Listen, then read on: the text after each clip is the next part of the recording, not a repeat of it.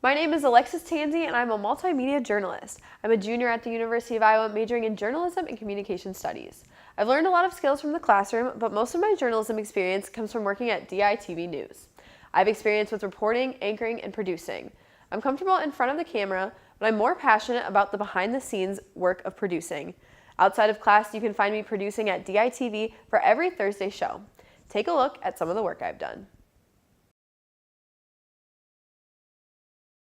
Michael Penniman came to the University of Iowa for the same reason as every other student, to get a college education. But he had a unique living situation. I relied solely on home care, and that failed me pretty quickly once I got up here. Without in-home care, Michael would have had to drop out of school and return home. But his good friend Peter decided to start helping him out.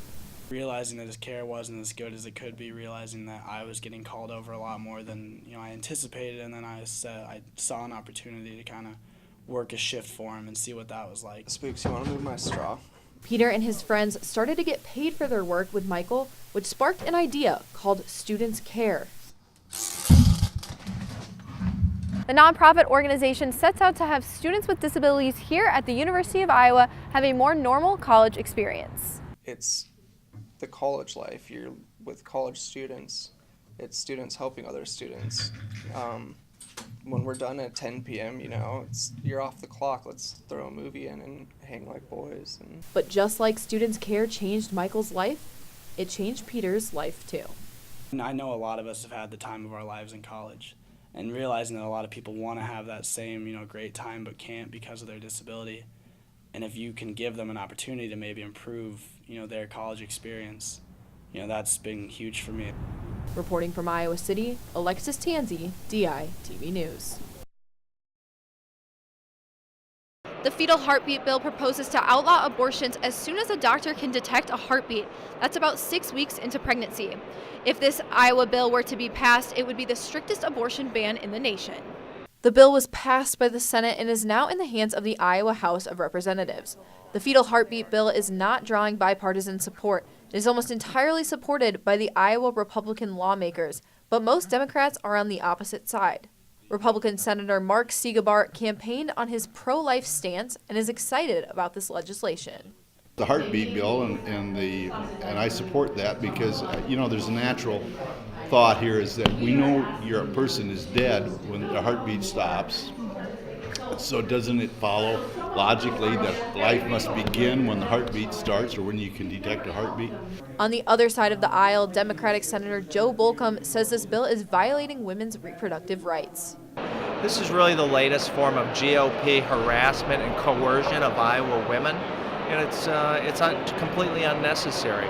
The last thing women need when they make their health care decisions are meddling politicians. The House will vote on the bill later today. Reporting from the Iowa State Capitol in Des Moines, Alexis Tansey, DITV News.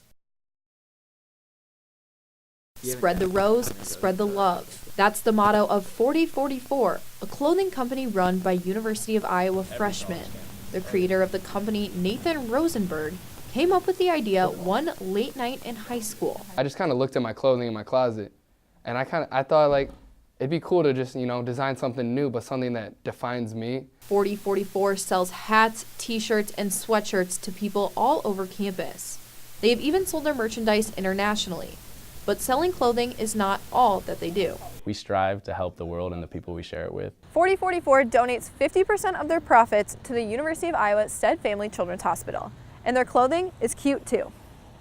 4044 places rose stickers all over campus to spread their message. There's a lot of negativity rolling around, and to create that positive influence of helping people and connecting with one another, I think is extremely important. So that's what we're all about. You can follow them on Instagram or Twitter at 4044clothing or check out their website 4044clothing.com.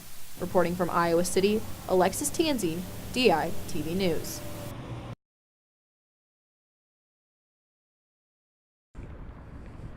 I'm here in the center of the University of Iowa campus in Iowa City, Iowa, one of the many schools that has been protesting gun laws following the Parkland school shooting that occurred just 2 weeks ago.